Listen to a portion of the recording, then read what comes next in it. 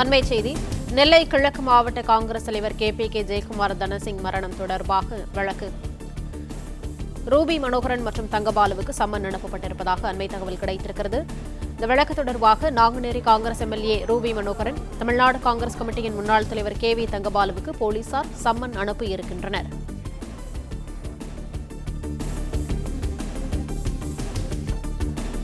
நெல்லை கிழக்கு மாவட்ட காங்கிரஸ் தலைவர் KPK ஜெயக்குமார் தனசிங் மரணம் தொடர்பான வழக்கில் ரூபி மனோகரன் மற்றும் தங்கபாலுவுக்கு போலீசார் சம்மன் அனுப்பியிருப்பதாக அண்மை தகவல் கிடைத்திருக்கிறது. கூடுதல் விவரங்களை செய்தியாளர் நாகராஜ் வழங்கி கேட்கலாம். நாகராஜ், வணக்கம். விவரங்களை சொல்லலாம். நெல்லையை பொறுத்தவரைக்கும் கிழக்கு மாவட்ட காங்கிரஸ் தலைவர் உயிரிழந்த சம்பவத்தை தொடர்ந்து அதில் தற்கொலையா கொலையா என்பது காவல்துறைக்கு மிகப்பெரிய தலைவலியை ஏற்படுத்தியிருக்கிறது. தொடர்ந்து 3வது நாளாக இந்த சோதனை பல்வேறு வகைகளில் அவர்கள் இந்த விசாரணை என்பதை துரிதப்படுத்தியிருக்கிறார்கள். இரண்டு கோணங்களிலும், அதாவது தற்கொலைக்கான காரணங்கள் கிடைக்கும் போது அது சார்ந்த கோணங்களிலும், கொலைக்கான காரணங்கள் கிடைக்கும் அது சார்ந்த கோணங்களிலும் விசாரணை துரிதப்படுத்தியிருந்தார்கள். இந்த நேரத்தில் அவர் எழுதிய கடிதங்களில் 2 கடிதங்களில் குறிப்பிடப்பட்ட நபர்கள் குறித்து விசாரணை நடத்தப்படும் என ஏற்கனவே மாவட்ட காவல்துறை கண்காணிப்பாளர் நமக்கு தெரிவித்திருந்தார். அந்த அடிப்படையில் தற்பொழுது 14 பேருக்கு சம்மன் அனுப்பப்பட்டிருக்கிறது.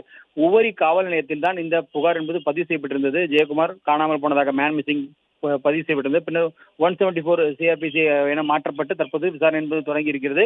இந்த நேரத்தில் அவர் எழுதிய கடிதத்தில் குறிப்பிட்டுள்ள ரூபி மனோகரன் அவர் 89 லட்சம் ரூபாய் கொடுக்க வேண்டும் என்ற, அதாவது அவர் 78 லட்சம் ரூபாயும், அதே போல தங்கபாலு ஒரு 11 லட்சம் ரூபாயும் என 89 லட்சம் ரூபாய் அவரிடமிருந்தே வசூல் செய்ய வேண்டியிருக்கிறது என்று குறிப்பிட்டிருந்தார். எனவே அந்த அடிப்படையில் அவர்கள் பெயர்கள் உட்பட 14 பேருக்கு இன்று உவரி காவல் நிலையத்திலிருந்து தற்போது சம்மன் அனுப்பியிருக்கிறார்கள்.